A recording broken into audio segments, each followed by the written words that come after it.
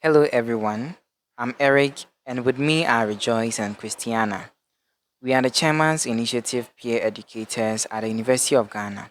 Today, we are here to talk about sexual health and relationships.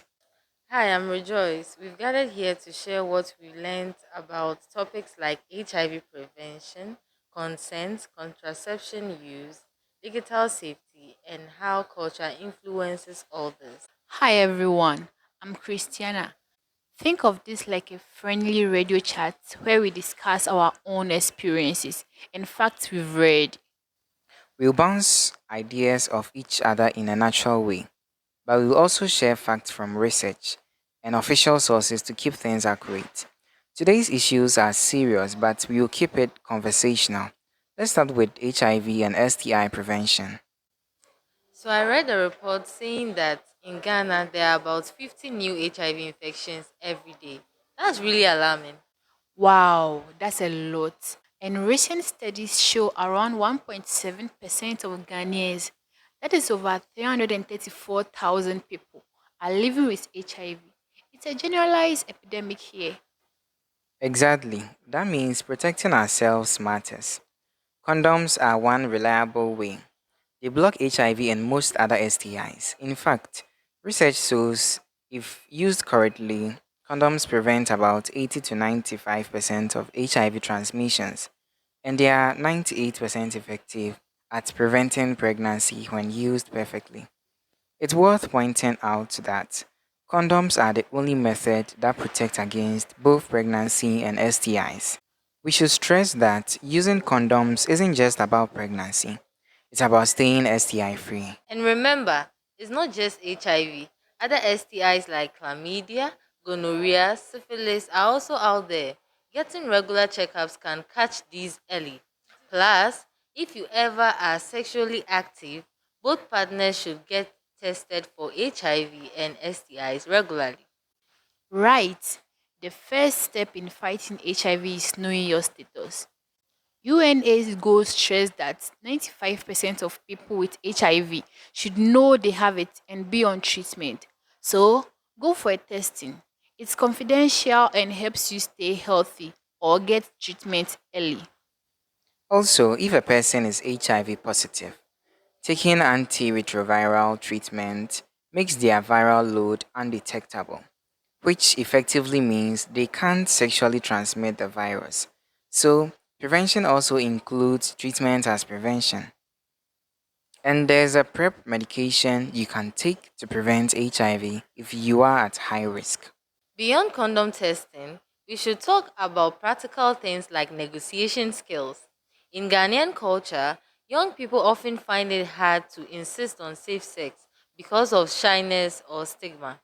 But remember, it's okay, even needed, to say, let's use protection or I want us to get tested together.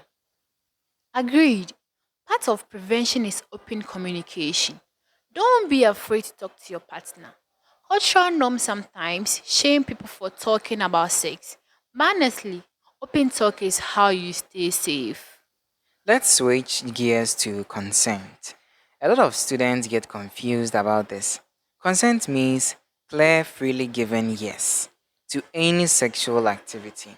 If a partner says no or is silent, that does not mean yes.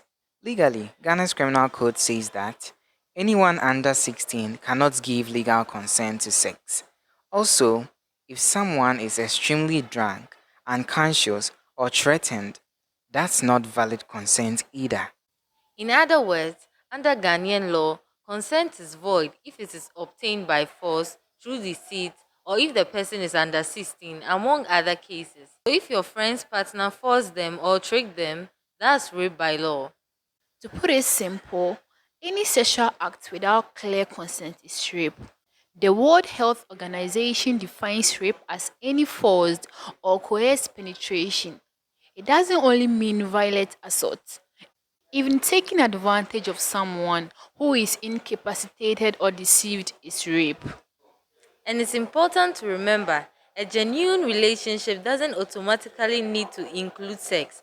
In many cultures like ours, people believe that if you are a couple, you must have sex.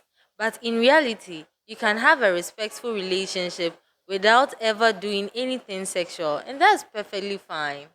Yes, friends and girlfriends or boyfriends might sometimes pressure each other, but no one owes sex, even in a committed relationship. Saying no should be respected. If someone doesn't listen to no, that's abuse and can even be rape. Also, cultural beliefs sometimes say a girl should keep it for marriage or risk shame, but that is personal choice. And legally, force or pressure invalidates consent regardless of those beliefs. Moving on to contraception myths. There's a lot of false information floating around.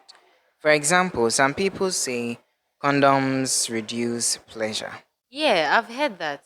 But experts say if condoms are used correctly, they do not interfere with pleasure. In fact, many couples find that knowing they are safe can make sex less stressful. If dryness is an issue, using extra lubricants or trying different condom brands can help. Another myth I hear is that pills cause infertility or IEDs get lost inside. These aren't true. Modern contraceptives are tested thoroughly. They are safe when used under medical guidance. Side effects are usually minor, and most women can conceive again after stopping them. And the key truth, using condoms or any birth controls does not ruin your body. What it does is protect you from unwanted pregnancy and diseases. Ghana's UNFPA representative actually urged busting myths because contraceptive use is still very low in Ghana. So people need correct info, not rumors. Right. We should look at evidence. One study of Ghanaian university men found that 20% thought using a condom made sex inferior and believed it reduced pleasure. That's a myth we need to change with fact and education. Another common myth is you can't get pregnant the first time you have sex. What? No, not true. That's a fallacy. If sperm meets egg, pregnancy can happen anytime. So use protection from the very start. There are also myths from older generations, like a contraceptive causes cancer or the injection makes you lazy. We should question those. Health authorities say contraceptives are generally safe. If someone has medical concerns, they should talk to a doctor, not rely on hearsay. The bottom line, always use contraception if you are sexually active and not wanting a baby. If condoms bother you, consider other methods. The pill, implants, injectables, but do it with reliable information. Ask a nurse or teacher, not the rumor mill. Now, let's talk about digital safety. With smartphones and social media, there are new risks like sexting or sex testing. Sending explicit text or photos can feel private, but stuff gets shared. Exactly. A recent review of African college students noted significant consequences from sexting. Cyberbullying, anxiety about privacy, even depression. And important to note, it often leads to risky behavior, like early sexual activity or multiple partners. And there's a gender aspect. One expert warned that photos or messages can be used to blackmail, and girls tend to suffer more offline violence as a result. Sadly, if a nude image leaks, the person who sent it can be stigmatized or even hurt. So we all agree never send nude pictures or explicit content, even to a trusted partner. Once it's sent, you lose control, and apps and chat histories aren't 100% secure. Also, be careful on social media. Some people pretend to be someone they are not. That's the online predators. Don't meet strangers from the internet alone. If someone online asks for social images, that's coercion or exploitation. Report it. We should be mindful of privacy settings. It's easy to post something and forget who can see it. Future employers, family, everybody can see it on social media. Always think twice. Is it something I'd be comfortable everyone seeing? In short, Treat your phone like your bedroom, private. If you wouldn't say or do it in person, don't do it online either. Also, consent applies online too. Just because someone posted a photo of us or tagged us doesn't mean we consented to that share. You can ask friends to take it down if you are not okay with it. Now, let's talk about virginity. In our culture, virginity, especially of young women, is often talked about. There are many myths here too. For instance, someone believed that the hymen breaks on the first sexual encounter and causes bleeding, proving virginity, but medically, the hymen is not a seal that always breaks. Studies show the hymen is not a reliable indicator of virginity. Some people are born with very little hymen tissue, others can stretch it through sport or tampon use. So, not bleeding on the wedding night doesn't mean someone wasn't a virgin. Likewise, if there's a bleeding, it might just be a tiny tear in a thicker hymen, not proof of anything beyond some stretching. There is also the terrible practice of virginity testing. Some families or authorities in Ghana still believe checking a girl's hymen in a clinic can confirm virginity. But globally, health experts say no exam can tell if someone is a virgin. The WHO actually calls virginity testing a form of violence and discrimination. Exactly. It's a violation of rights and often extremely traumatic. So, if anyone suggests virginity testing, no, it's scientifically baseless and ethically wrong. On the flip side, some young men also face pressure about virginity. Nobody's worth should depend on sexual history. Both guys and girls can benefit from normalizing healthy sexuality. Ultimately, virginity is a personal concept, often tied to cultural values. What matters more is consent, respect, and safety. Your value doesn't drop because you had sex or goes up if you didn't. Shifting to menstruation, periods are normal parts of life for women, but in many cultures, including here, it's seen as a taboo or shameful. True, some families teach girls that during their period they are dirty or impure. In Ghana, taboos can be extreme.